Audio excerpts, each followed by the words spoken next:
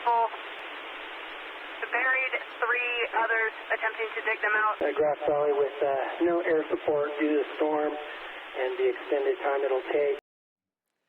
Right now, a desperate search and rescue to find 9 skiers missing after an avalanche near California's Lake Tahoe. So far, 6 have been rescued, but as you can see on this live traffic camera, which is nearby, blizzard conditions are only getting worse. You can see some lights there. Our next guest is a certified instructor with the American Avalanche Association with nearly 30 years of mountain rescue experience. Mike Duffy joins us now. Good morning to you, Mike.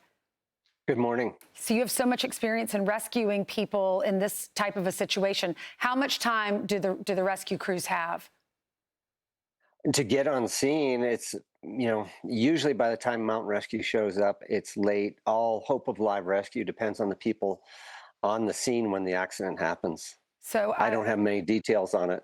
Yeah, so I'm told backcountry skiing is for really experienced skiers. It's not a resort where you have the path and you have the ski lifts and all of that. It's for people that are out in the wilderness skiing and people who are really adventurous. But I was told sometimes they carry gear that, like, you could have, if you know an avalanche is coming, pull a tab and a tent will inflate to protect you, or they'll have radars, or they'll have flares, or they'll have shovels. Is that pretty common?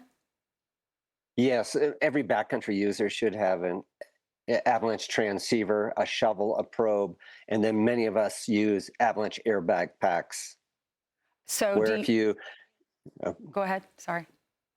If you're about to get caught in an avalanche, you pull a trigger handle and it deploys an airbag, and it works. It decreases your density and floats you to the top or gets you closer to the top in a moving avalanche. Is that how the 6 were rescued? Did any of those have that gear?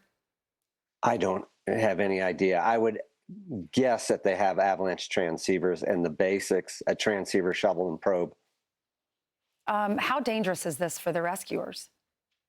It's very dangerous because they have to get on site. They're going in at night. And the rule with a rescuer is don't get caught in another avalanche. So they may not be able to access the area.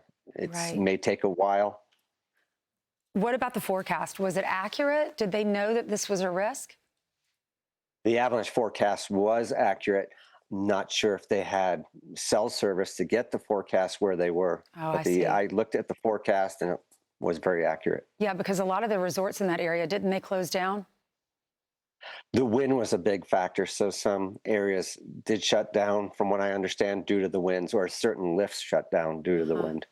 Now, was this a guided backcountry tour? Were there guides there with them?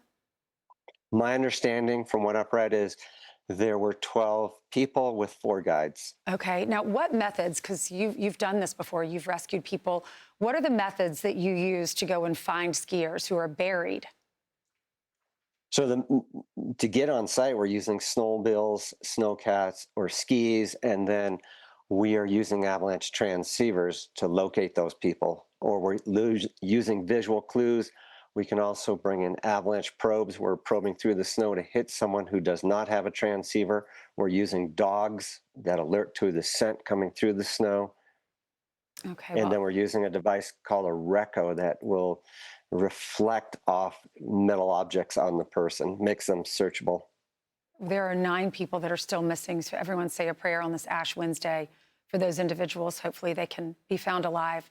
Thank you so much for coming on. You're welcome. I'm Steve Ducey. I'm Brian Kilmeade. And I'm Ainsley Earhart. And click here to subscribe to the Fox News YouTube page to catch our hottest interviews and most compelling analysis.